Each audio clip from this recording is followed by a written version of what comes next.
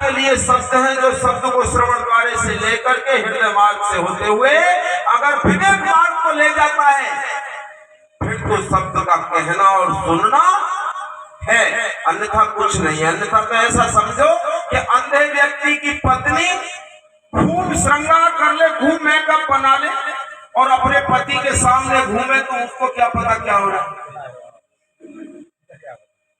इसलिए हमारे ज्ञान आत्मान सतगुरु दर्शाते हैं,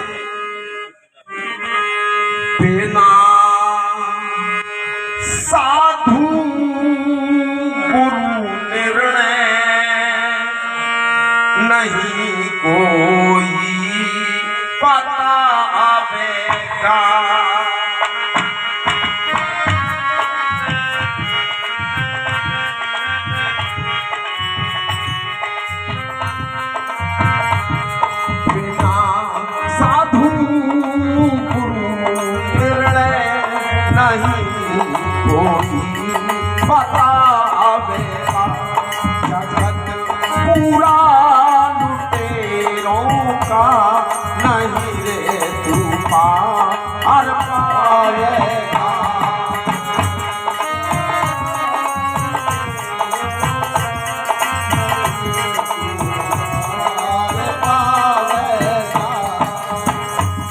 माकूल बात कह दी, बिना साधु गुरु निर्णय नहीं कोई बतावेगा, जगत पूरा लुटेरों का नहीं तू पार पावेगा। अगर किताबों के पढ़ने से अध्ययन हो जाता, ग्रंथों के पढ़ने से सत्संग हो जाता, तो अपने दरवाजे पर कोई संत महापुरुषों को ना बुलाता। स्कूल में अध्यापकों की आवश्यकता नहीं होती, अगर शिक्षक किताबों को पढ़ के ही हो जाते। तो इस मर्म को कौन बताते हैं? संत गुरु। दूर दराज भ्रमण कर जीव के उबारने हैं तू, जो वाणियां अनुभव को लेकर के आते हैं, वो वाणियों के मर्म को खोल करके बताते हैं। अन्यथा गागा करके बजा बजा करके कितने चले गए और अपने अपने हिसाब से ही उस ज्ञान को बरतते गए। साहब कबीर के ज्ञान को कैसे बरता लोगों ने? हिंदू मजहबी लोग जंगल में जा रहे थे, कुछ जंगल में पक्षी बोल रहा था, तीतर पक्षी एक होता है, अपनी आवाज निकाल रहा था। महाराज जी चर्चा ना करें, सामने बैठे महाराज जी चर्चा ना करें, महाराज जी।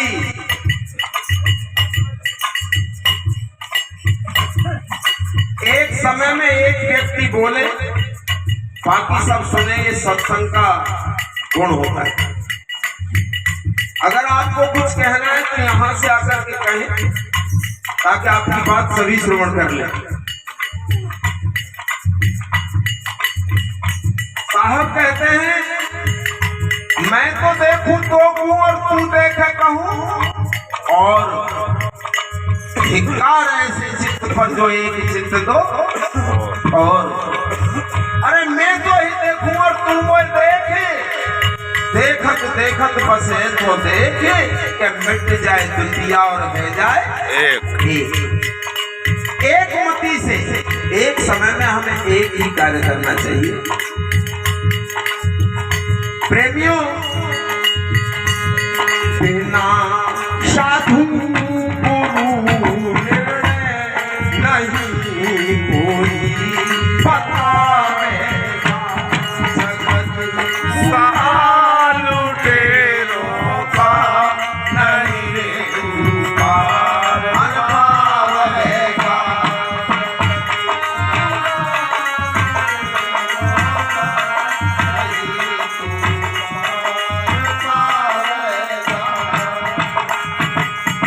इतना मरम दिया है वाणी के प्रेमियों, पाड़ा पर्दा अनादि से अपेक्षा का बड़ा भारी, पर्दा अनादि से अपेक्षा का बड़ा भारी। अलंकार बन के मन पापी तुझे कर नचावेगा, बिना साधु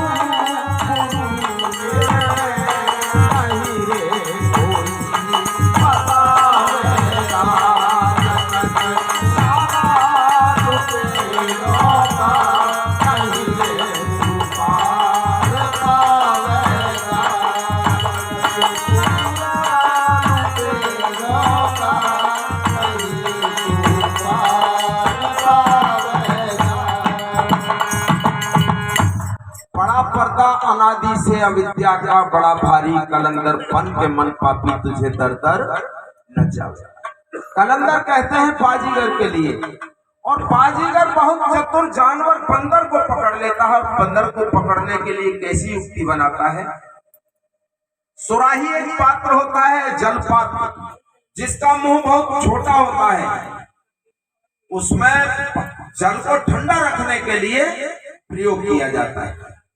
प्रेमियों उस पात्र को इस्तेमाल करता है वो कलंदर। उस पात्र के अंदर चना डाल देता है, जो चना बंदर का प्रिय भोजन होता है, और कुछ चने बाहर गिरा देता है। बंदर जब आता है तो बाहर खिले चने खाता है, और फिर वो सोचता है कि इसके अंदर भी चना हो, तो वो अंदर जो हाथ डालता है तो हाथ खाली होता है, और अंदर जाकर के जब चना की मुट्ठी भर लेता है तो फिर हाथ बाहर निकालता है, तो तंग मुंह में से हाथ बाहर नहीं निकलता, और बंदर समझ लेता है कि इस सुराही ने मुझे पकड़ लिया है। वो चना छोड़ता नहीं है, हाथ निकलता नहीं है, और वो कलंदर उस बाजीगर उसको पकड़ लेता है। जब इस तरह से वो पकड़ लेता है, अपने बस में कर लेता है। इसी प्रकार गुरुआ प्रपंची लोग भोले जीव को भयानक पानी के बल पर बंधक बना लेते हैं और तीर्थों पर घुमा देते हैं, दर दर की ठोकर खवा देते हैं। वहां तुझे सुकून मिलेगा, वहां तुझे सुकून मिलेगा, उस कलंदर की तरह से। साहब कबीर कहते हैं, प्रेमियों, अगर ज्ञान आत्मन संत गुरुओं के वाक्य नहीं माने, फंसाने के लिए तुझको आने को भी तब क्या है, फंसाने के लिए तुझको आने को क्या है, बिना तू बंधन रे यहाँ तो कैसे छोड़ावेगा, बिना तू नहीं बतावेगा।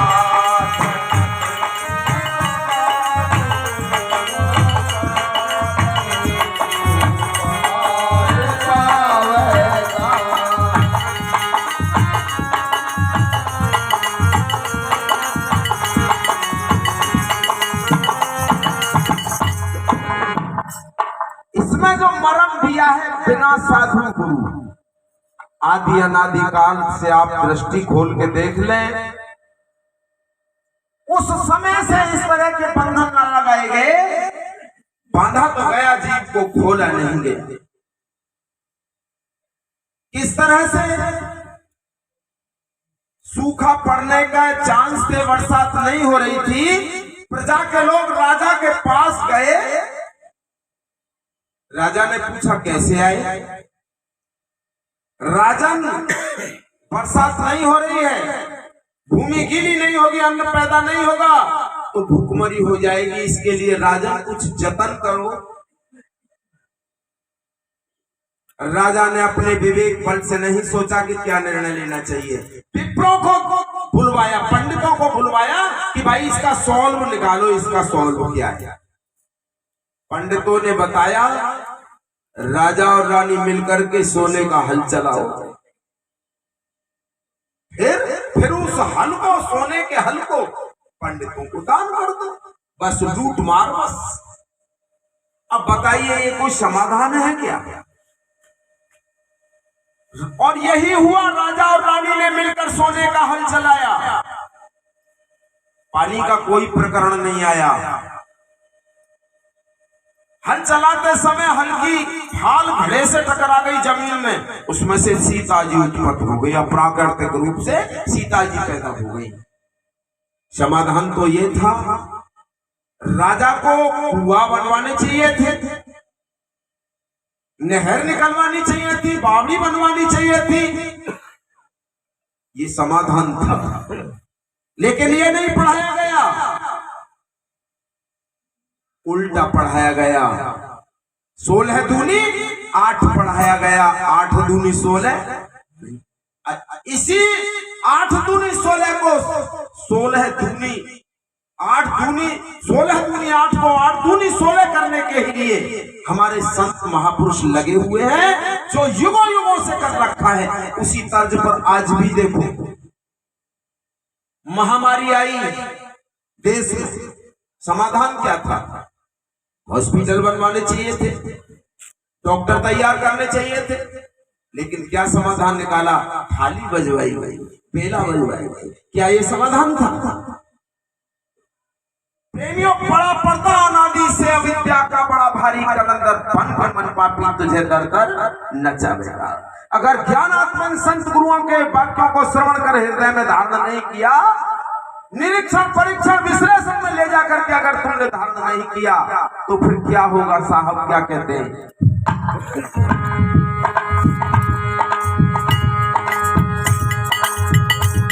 पाठक सर को तू मारेगा, कहां जहां भी जाएगा वहां क्या मिलेगा तुझे? पाठक सर को तू मारेगा, मूल पत्थर और पानी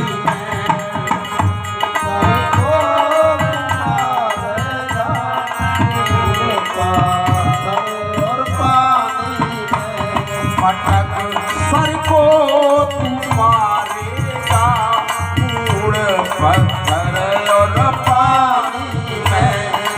आत्म ज्ञान बिन परिचय, काल की तू मान खावेगा।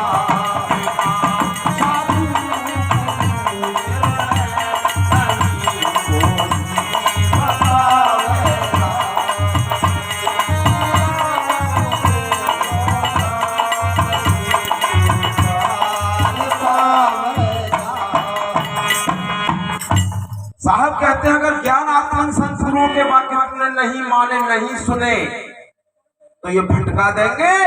कहां? पटक सर को तू मारेगा, मूड पत्थर और पानी में।